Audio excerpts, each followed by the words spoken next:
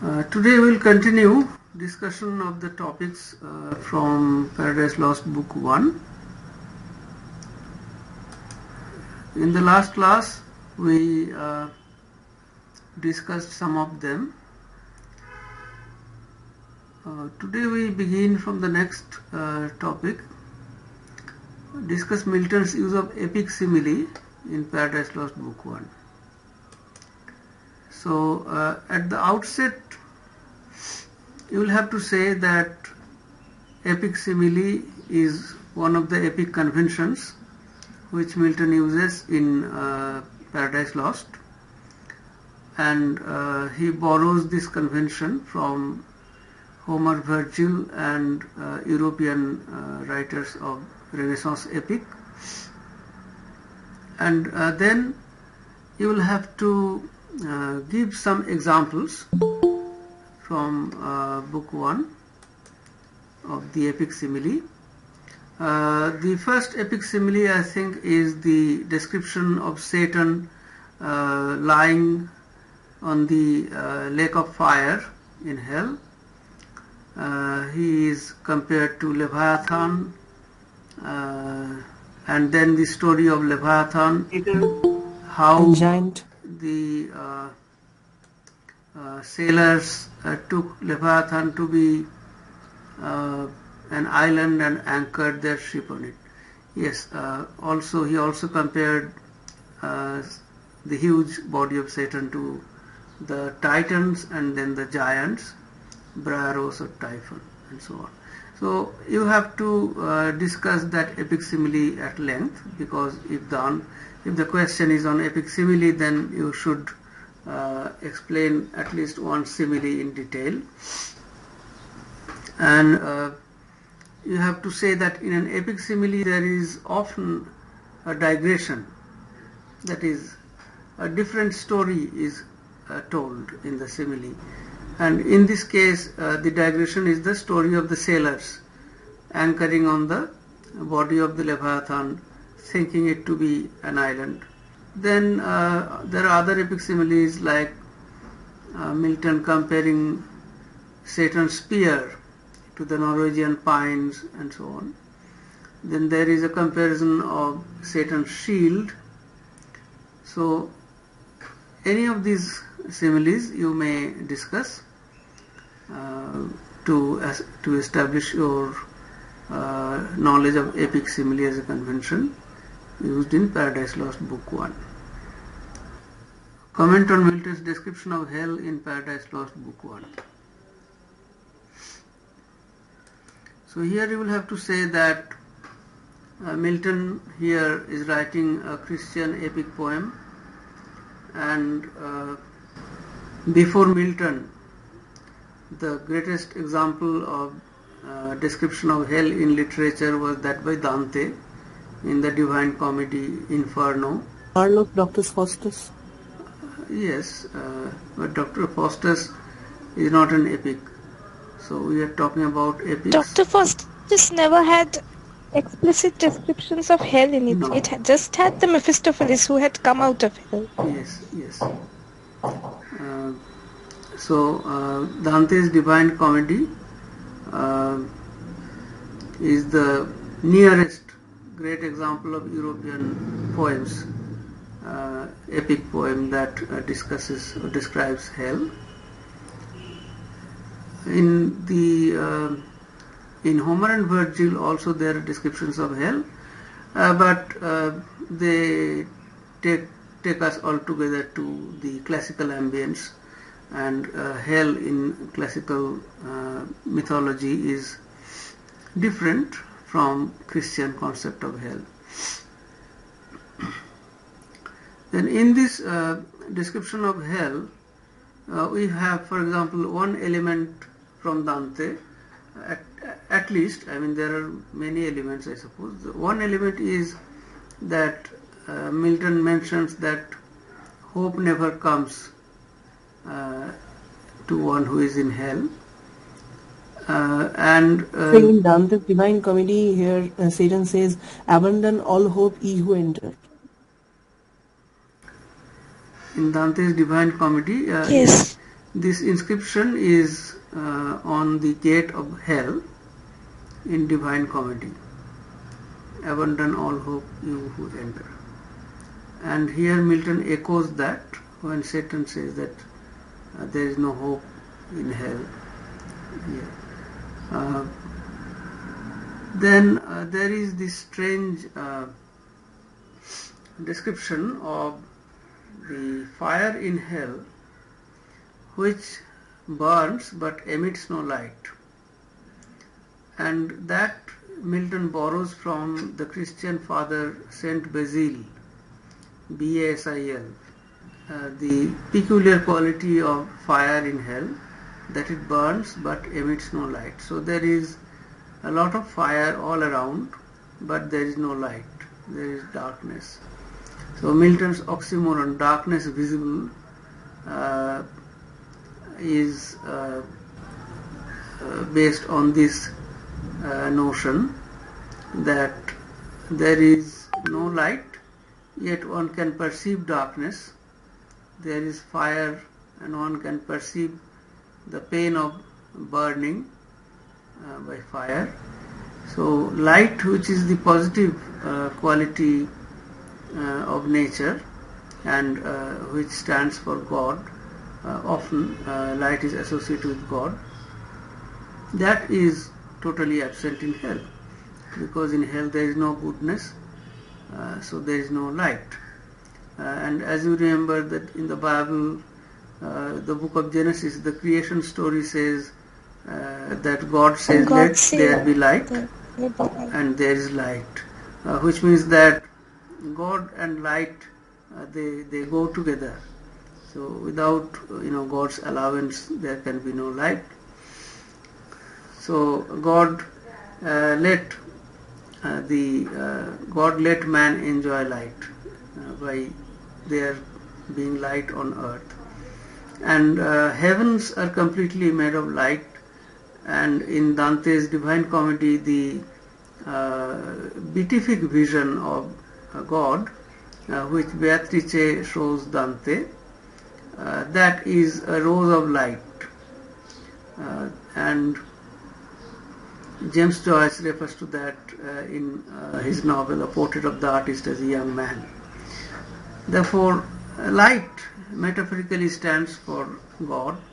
Light metaphorically stands for spiritual illumination, as different from knowledge or worldly knowledge.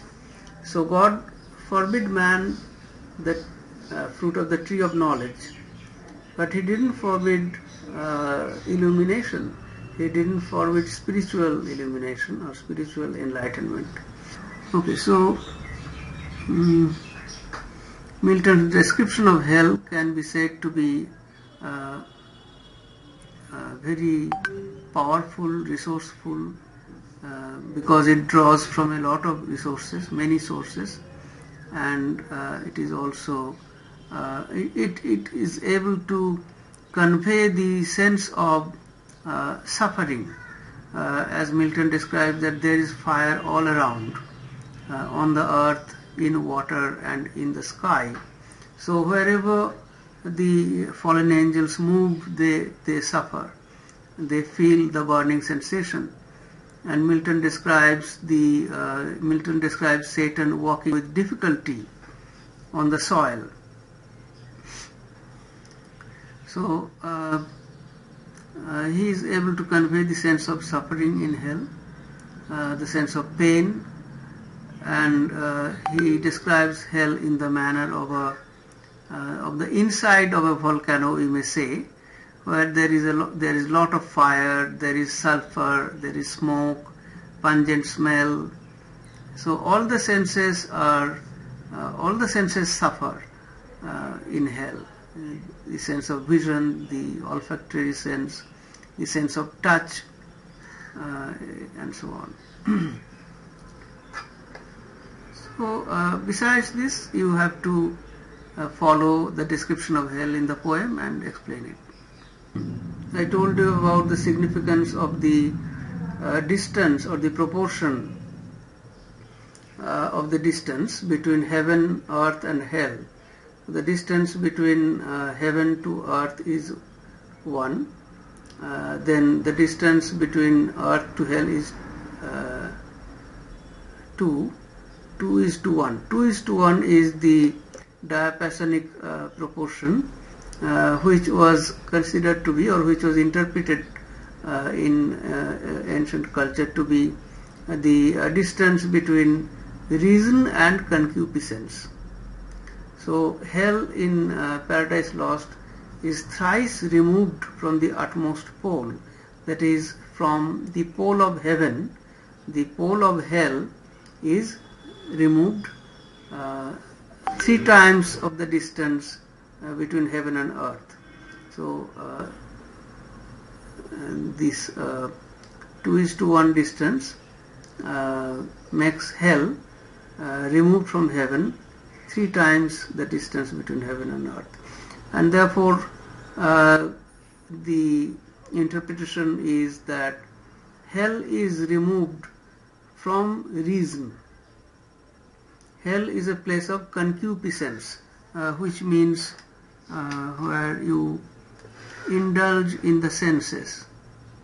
I am writing the word concupiscence is the opposite of reason. That is where one indulges in senses and commits all kinds of sin, lecherous sin. So hell does not only stand for a place, but it stands for a state of mind, or the fallen state of mind, to say it better. What are the features of Milton's style in Paradise Lost, Book 1? Now, about the style of Paradise Lost,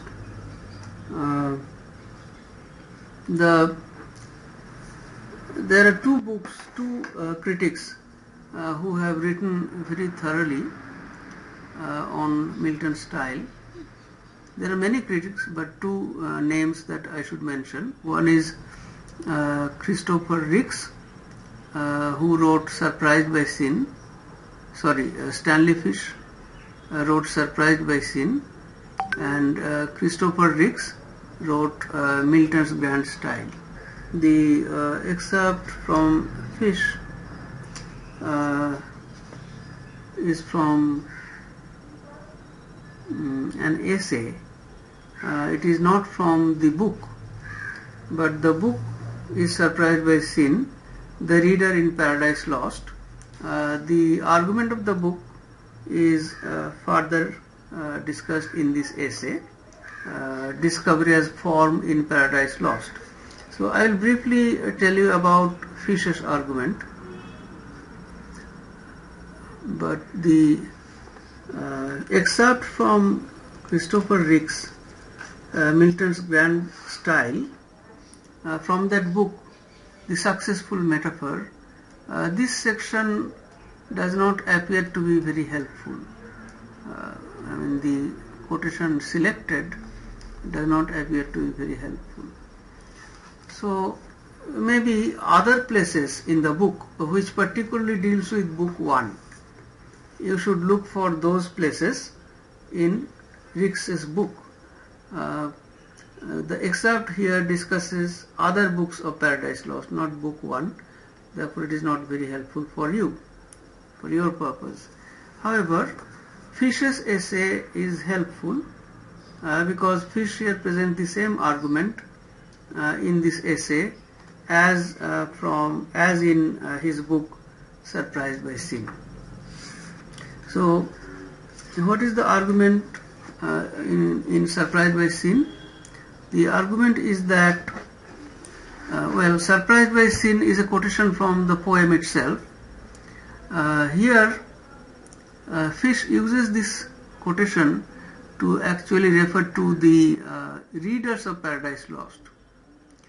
So when they read the poem, at every moment they are surprised by sin. That is, Fish says that St. Augustine wrote that it is necessary for the reader of any book to be very alert, and the reader can be tested whether he is committing sin or not through his book, through his reading.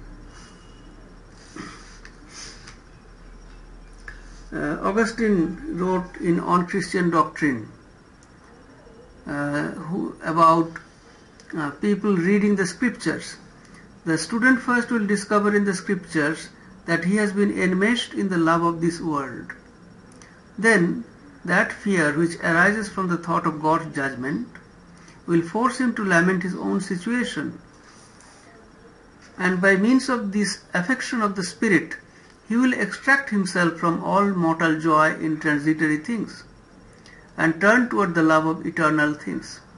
He purges his mind, which is rising up and protesting in the appetite for inferior things, of its contaminations.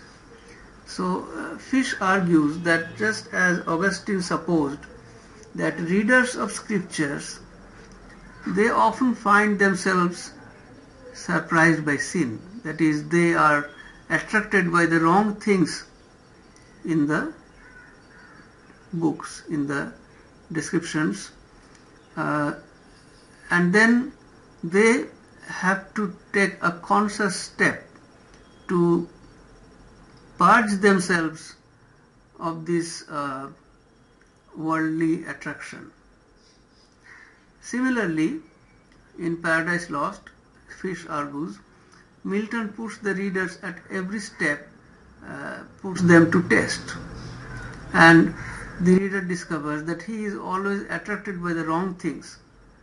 For example, Satan's charisma in the first two books, and so on. So why does Milton do that? Because evil is always attractive, and if the reader falls to the temptation, then he is, losing his way. So he must rescue himself by, in a way, supervising his mind so that it is not attracted by wrong things, by worldly things. Now, this is something that we can use in our discussion of Milton's style. However, the first thing that should be told, or that should be mentioned about Milton's style, is that Milton uses a style which is appropriate to the theme of the poem. And since the theme of the poem is quite unique, almost a cosmic theme, it is a grand theme of the history of mankind, therefore he has to find an appropriate style. And at one place he wrote, he described his style as answerable style, that is, appropriate style. Now this is also, this follows the classical convention of decorum. That is, there are different styles for different purposes, styles which are appropriate for particular genres. So for the epic poem, one should use the grand style. For comedy, one should use the middle style, and for pastoral or bucolic poetry, one should use the low style, and so on. The style in comedy also is sometimes called low style. So this is the dictum of classical theory of writing poetry. Milton therefore prepares or creates his own appropriate style, a grand style for this theme, and this unrhymed iambic pentameter, blank verse, with the use of a number of sonorous words, or words which are high sounding, taken from Greek and Latin sometimes, it creates an appropriate music for this theme. And then comes the question of syntax. Milton's sentences in this poem, one sentence runs for 7, 8, 9 lines, so very long sentence, and the structure of the sentence is often what is called periodic. Periodic means in Latin prose one used long sentences which are called periods, where the meaning of the sentence would depend upon the verb that would mostly the verb, most of the times, that would come at the end of the sentence. So in order to get the full meaning of the sentence, one must read the whole of it, and when one comes to the end, then the full meaning is understood. So this is called a period. Particularly Cicero used this kind of periods. Seneca also used periods. So, for example, Milton writes a long sentence, for example, about the fall of Mulcivar, and after telling the whole story, at the end of the period he writes "erring," which completely changes the meaning of the whole story. So long the reader was believing in the story, and at the end it is said that all this is bullshit, all this is not correct, because "erring" cancels the meaning of the entire sentence. So it is an example of periodic sentence also. The meaning heavily depends upon the last word. But in poetry one cannot use sentences as in prose. In poetry the period must also conform to the meter. So the metrical form, Milton has take note of that also. And as we see that often Milton's periods or sentences end in the middle of a line. Therefore, unlike say couplets, the kind of couplets, for example, the Augustinian poets use, Alexander Pope uses, Dryden uses. The couplets always end at the end of the line. The sentence also ends at the end of the line, giving the line and the sentence a finality. But if the sentence carries on to the next sentence, to the next line, and then ends somewhere in the middle, then that has the effect of a continuation or a continuous flow, because the closure is not achieved at the end of the line. And there is some kind of a breathlessness. First of all, you have such long lines. Secondly, the lines do not end where they should, like they do not end at the end of the line. The sentence does not end at the end of the line. So you cannot take breath there. You can take breath only when you pause in the middle of the next line. And then again, it has to be very short breath, because another line immediately begins and you just go on. Thus, this breathlessness, this provides the poem with a kind of with a feeling of length, some kind of a long drawn action, as if the action is being dragged or being long drawn. And even though the sentences are not about action, often they might be just description, yet the reader has the sense that something very long has been described, and that is appropriate for an epic, because an epic poem is after all a very long poem. And it is difficult to write a long poem because the poet must sustain the interest of the reader. And how this interest is sustained, Milton's periodic construction helps in it, because the reader must go on reading the line or the sentence, because the meaning will not be clear until he reaches the end. So only at the end of the period you know the full meaning. Therefore there is no way of stopping before that, because the reader is curious, or the reader is kept curious. Okay. Alright, so that we can say about Milton's style. And lastly, about his use of Latinate syntax, the usual verb, the usual subject epithet construction in English, the adjective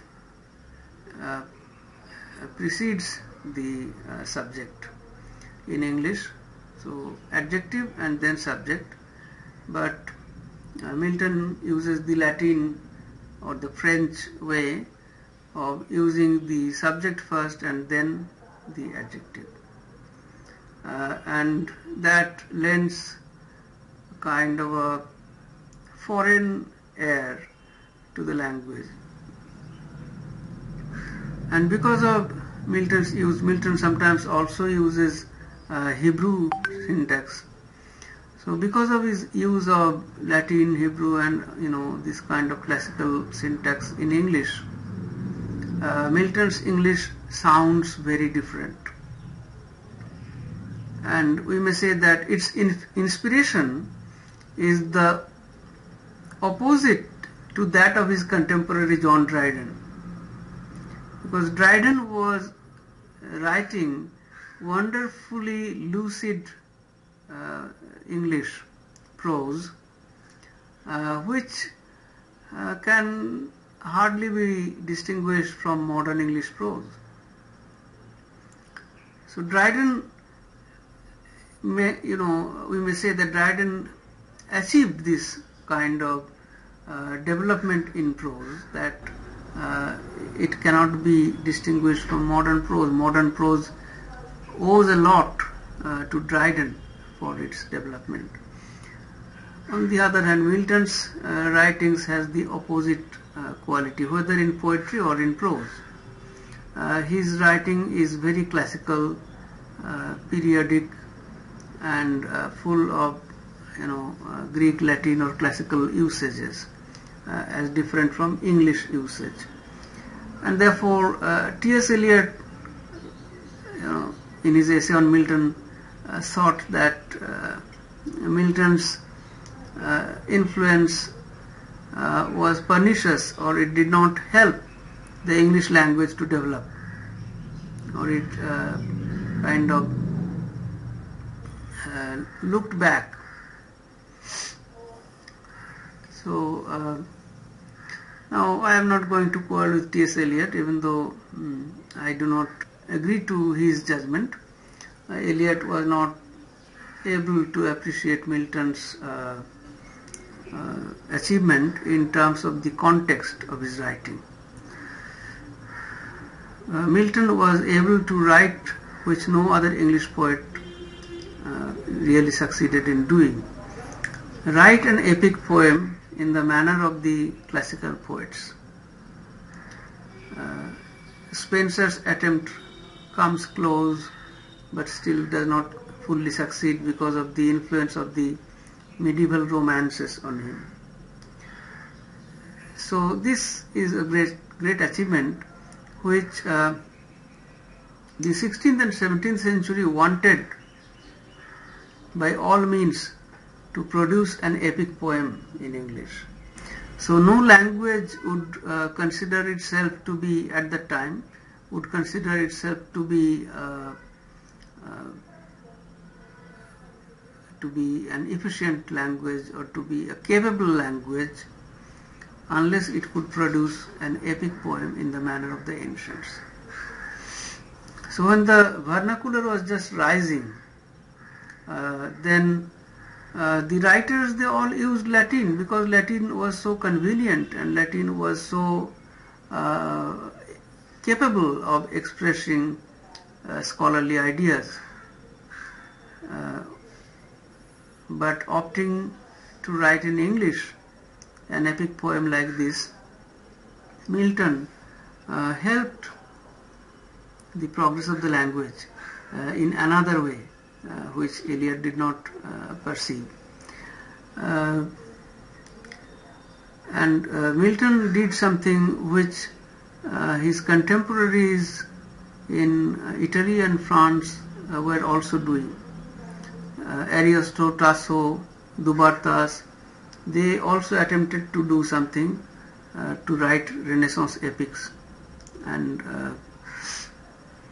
Milton, of course, is different from them because he wrote on a Christian theme, and that is why he more closely followed Dubartas than the Italian poets. So get whatever discussion you find on style. Of course, Christopher Ricks and Stanley Fish should be your staples on this matter. The Fowler edition also contains a discussion of Milton's style, particularly his Latinism. If you can access it, you can look at that also. Discuss Beelzebub as a foil to Satan in Paradise Lost, Book 1. It is a very conventional question, and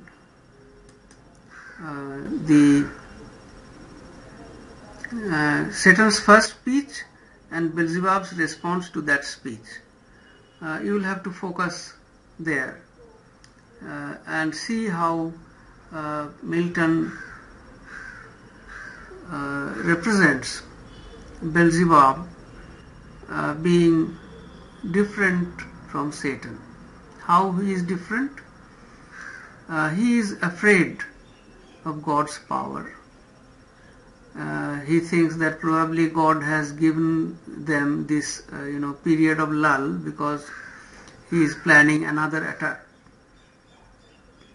And he is also skeptical that the fallen angels can ever succeed against God. And on these issues, Satan rebukes him. Fallen cherub, to be weak is miserable. So Beelzebub is identified by Satan as weak, and therefore Satan imagines himself to be strong. So weak against what? Weak against God's strength. But Satan does not buy that argument. He thinks that he is strong. Now, these two competing attitudes in Satan and Beelzebub help the reader to understand the different characters, how the two characters are different. So whereas Satan appears to be determined, Beelzebub appears to be wavering. Now, from a secular point of view, these characteristics of Satan that Milton sketches here, they are all praiseworthy. A hero who is not afraid of being defeated, a hero whose determination does not waver even after his defeat, stands for the strength of his character. Whereas one who feels the impact of the defeat and is afraid to fight once more, from a secular point of view, is a weak character. And therefore Satan is right to rebuke him by saying, to be weak is miserable. And Satan appears to the reader to be a very strong, charismatic leader who does not surrender, who remains steadfast in his determination, in his plan. However, from a theological point of view, one who surrenders to God is not weak, but is a benign spirit. In Dante, Divine Comedy, there is a line,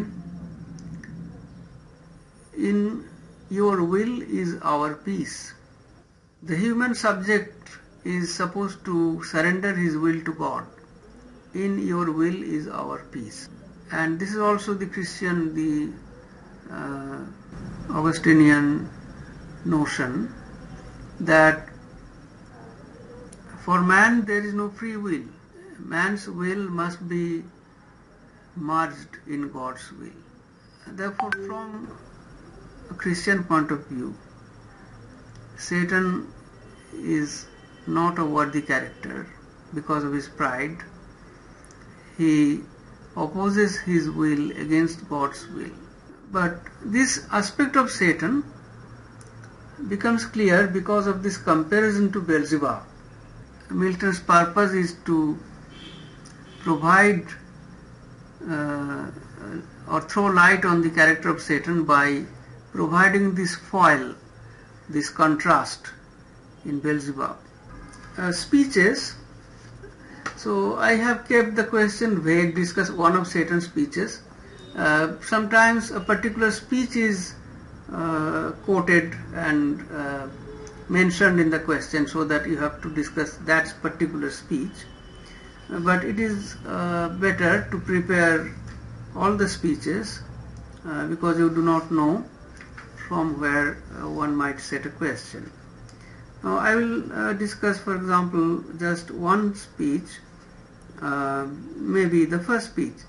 So it is not that I didn't explain this speech earlier, but when we look at the speech with the purpose of writing an answer, discussing the particular speech, then what would we say?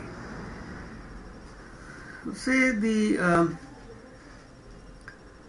first speech, which begins in line 84, "If thou beest he, but oh how fallen, how changed from him, who in the happy realms of light, clothed with transcendent brightness, didst outshine myriads though bright," and so on. We see that the speech begins rhetorically. If thou beest he. Of course, Satan knows that he is Beelzebub. But this is not an actual question. This is a rhetorical question which does not need to be answered. It is the rhetorical figure of interrogation or interrogatio. The purpose of this way of putting things is to emphasize the changed aspect of Beelzebub. And this change is a result of the fall. It has the effect of physical change, that is, the brightness of the angel has waned, has diminished, and it also has a moral change, that is, the angels, they have lost their their confidence, their uprightness, their glory, their position because of the fall. The second assertion by Satan in this speech is that in spite of all these things, in spite of this defeat, I do not repent or change. So first he concedes that there is change in Beelzebub or in all the angels, in him also, because of the fall. And the next moment he says that I will not accept any change, that I will not change, I will remain the same. So these are not only contradictory, it is simply impossible, because Satan has already changed. From Lucifer he has become the devil. So what he says is that I will remain the devil, I will not become Lucifer. That is, he accepts the change for the worse, but he will not change for the better. He will not surrender to God. Surrendering to God would have been better, but he opts for the worse. He wants to become the arch enemy, the devil, rather than Lucifer, God's favorite angel. Why? Because he thinks that he is asserting his willpower against that of God, little knowing that God also controls the minds of everybody that he created. So Satan thinks in this fashion only because God makes him think in this fashion. So he cannot have a will separate from that of God. He moves and works and talks in the way God wants him to do. But he does not understand that. So he has lost the heavenly wisdom, what all other angels understand. Satan doesn't. And this is the wisdom which Adam also loses after his fall. And after his fall, man finds himself in a perplexity. He loses the moral vision. He does not understand what is right, what is wrong.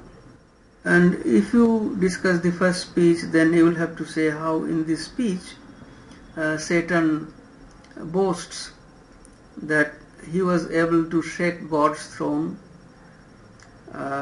His pride and his ambition, all these find expression in this first speech.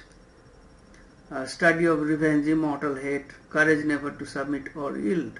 So he refuses to serve God or to surrender before God, and he ends the speech by saying that he would rather rule in heaven than rule in hell than serve in heaven.